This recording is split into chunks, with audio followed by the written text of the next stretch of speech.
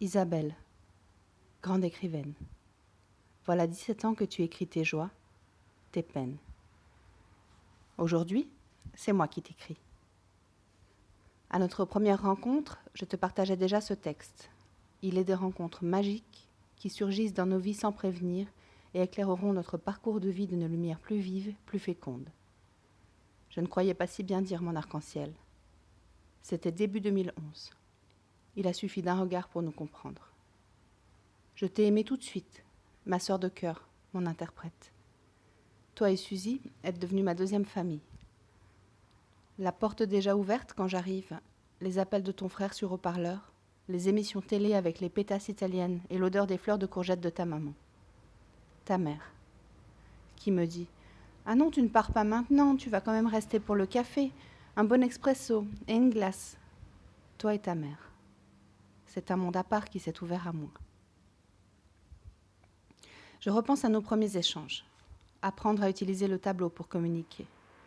Ce tableau magique qui devient ta pensée, qui devient ta voix, et qui me fait deviner à l'avance la fin de tes idées, ou qui nous fait parfois rire, parce que je me suis trompée, ou je m'embrouille les doigts.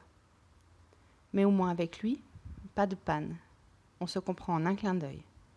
C'est le cas de le dire d'ailleurs. Mon arc-en-ciel.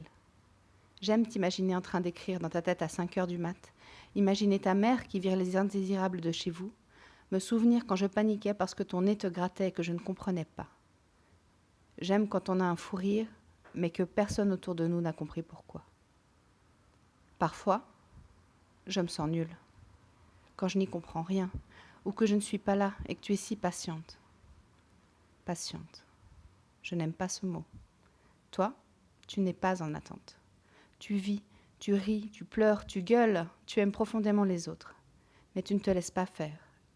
Tu n'aimes pas les hypocrites, ni l'injustice. Tu es ma duchesse de la mode Piquet, ma reine de la mafia. Cette relation entre nous, c'est simplement de l'amour. Nous sommes en union libre. Libre de rire, libre de tout envoyer chier parfois. Mais aussi savoir être sérieuse quand il faut, défendre tes droits, anticiper le pire pour profiter du meilleur. C'est toi qui m'as appris à savourer chaque seconde. Pour toi, je filme la rivière, la mer, la forêt. C'est si dérisoire de ne pouvoir faire plus pour partager avec toi. Dans ma tête, il y a toujours un peu de toi. J'aimerais te mettre dans ma poche, que tu me souffles des répliques à l'oreille. Ta voix, je l'entends dans mes rêves. Tu me fais la morale, tu gueules, tu fumes, tu chantes, tu rigoles évidemment. Tu m'as enrichi de ton parcours de vie, de tes histoires pensées pendant des heures, puis dictées ou écrites à la sueur de tes yeux.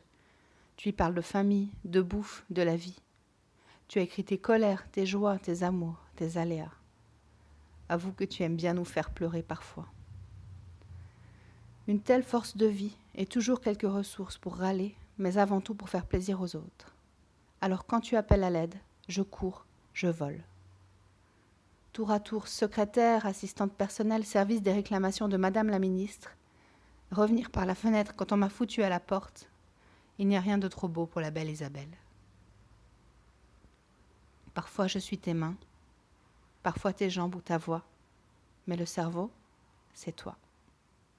Cette saloperie de maladie a touché ton corps, mais pas ton âme, ton cœur, ta tête. Ce corps qui est en guerre depuis tes 32 ans, tu n'as jamais baissé les bras.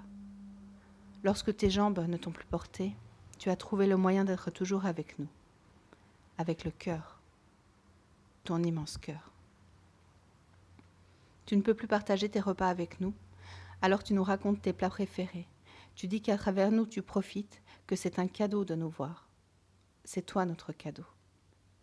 Tu as dû laisser derrière toi tant de choses essentielles et dont n'importe qui ne pourrait pas se passer. Ton intimité, ton indépendance, mais tu n'es pas n'importe qui et tu n'as rien lâché. Ton tatouage à 50 ans, ton petit verre de Baileys le soir, des goûts de luxe, mais aussi ta simplicité. Tu m'as fait découvrir des poèmes, des chansons, des gens incroyables. J'aime quand on fait des photos et que tu me dis « Tu peux effacer mon menton ? Ah, et le camion dans l'arrière-plan ?» J'aime t'envoyer des blagues, des montages, des vidéos et t'imaginer rire, pleurer et même danser. J'aime te voir rire. Alors c'est un peu de ta faute si j'aime jouer avec les boutons de la chambre d'hôpital, pour dédramatiser. Te dire que je vais péter les dents au corps médical. Choquer ta mère, choquer le curé, juste pour te faire rire. Sans ta grande victoire sur la maladie, nous ne nous serions peut-être pas connus. Alors je dis merde à la SLA et merci à la vie de t'avoir mise sur mon chemin. Tu le sais, je t'aime et tu seras toujours dans mon cœur.